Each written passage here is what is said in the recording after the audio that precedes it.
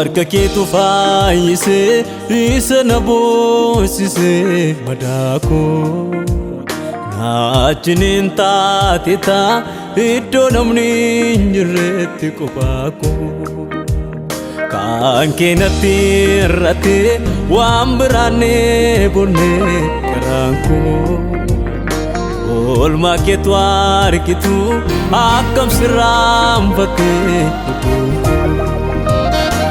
oolmaa keetu argitu akkam sirraanfattee oolmaa keetu argitu akkam sirraanfattee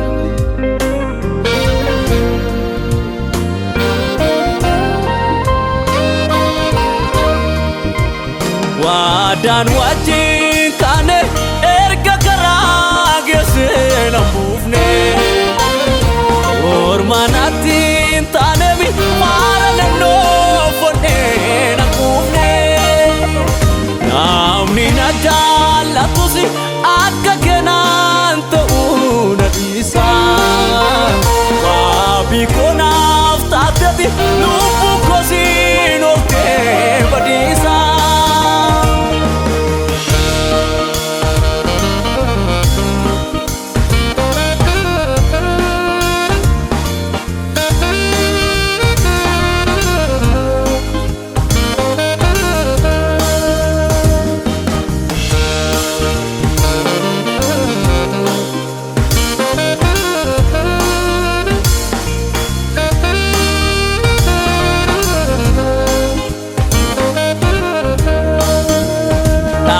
Lakoonaan jetteetu dhufte lafaan ta'uu na kaaftee oshururuu jettee ol fuute harkaa keerraat na baattee asi namaa na teefi burqaa jireenyaa teeti gooftaako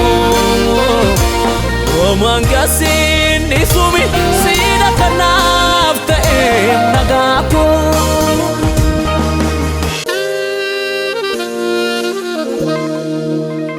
Harka keetu faayisee isa na boonsisee madaako naachiniin taate taa iddoo namni hin jirretti qofaako kan keenatti irratee waan biraan eebonnee garaan koo oolmaa keetu argitu akkam sirraanfattee lubbuun koo kan keenatti irratee waan biraan eebonnee garaan koo oolmaa keetu argitu akkam sirraanfattee lubbuun koo.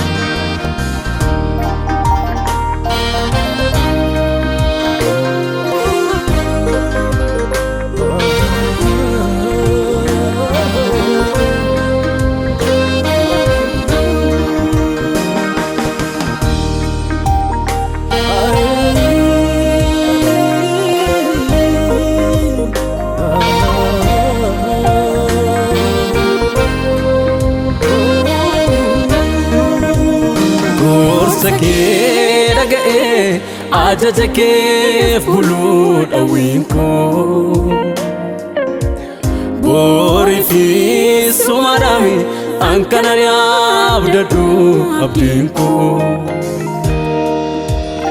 ofii kee duuteetu du'a na oolfattee Yesuus koo bakka koo buuteessatti baattee raanfadhu ba'aako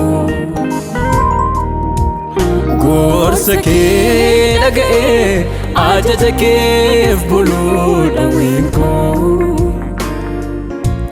boorii fi sumadhaami hanqana ni abdadhu abdiin koo Ofii kee duuteetu du'a na oolfatte Yesuus koo. Bakka koo buutee sadii baattee raanfadhu ba'aa koo. Ofii kee duuteetu du'a na oolfatte Yesuus koo. Bakka koo buutee sadii baattee raanfadhu ba'aa koo. Ofii kee duuteetu du'a na oolfatte Yesuus koo. Bakka koo buutee sadii baattee raanfadhu ba'aa koo.